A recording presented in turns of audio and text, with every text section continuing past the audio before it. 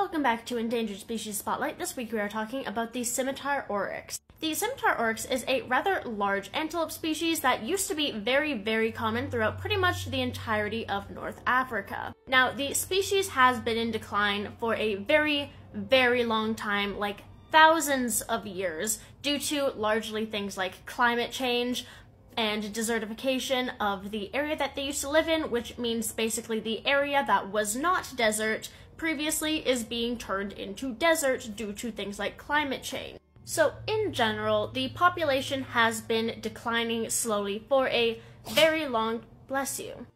That was Emily. Emily just sneezed. You interrupted me, Miss Ma'am.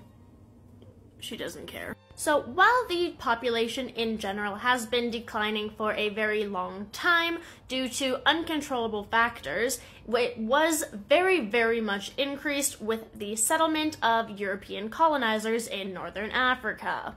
Yay for colonialism. So with the colonialism came all the effects of that, mainly massive overhunting of the Scimitar Oryx, as well as conversion of their what was remaining habitat that hasn't been turned into desert, turning that into farms, so further decreasing the viable habitat for these oryxes. So those factors worked to very quickly decrease the remaining population of the Scimitar Oryx until it was unfortunately declared to be extinct in the wild in the year 2000. Now, extinct in the wild does not mean extinct in general. There were still a decent amount of Scimitar Oryxes held in captivity, in zoos, in private facilities, in breeding and research facilities, all that. So they weren't extinct, just in their native habitat they were. And this was quite fortunate for them because those captive oryxes were used to establish a brand new breeding population.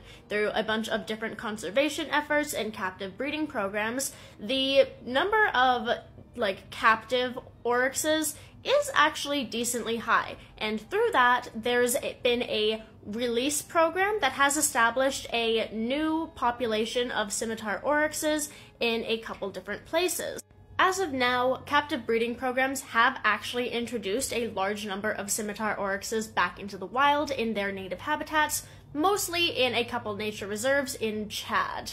Due to these captive breeding programs, they are no longer extinct in the wild, and there's a wild population of around 600 individuals, plus, however, remain in captivity, which is a good amount. So instead of being extinct in the wild, these are now officially declared to be only endangered. Now, endangered is still not a great status to have, but it is leagues better than extinct in the wild. There are still quite a few captive breeding operations going on that are working to establish wild populations in their native territories in countries including Chad, but as well as many other countries where they used to be found in abundance. So overall, the Scimitar Oryx, captive breeding programs have been quite successful, which is not something commonly seen in this series. So leaving off on that positive note, it looks like these guys are going to have at least a bit of another run, which is great. We love to see it.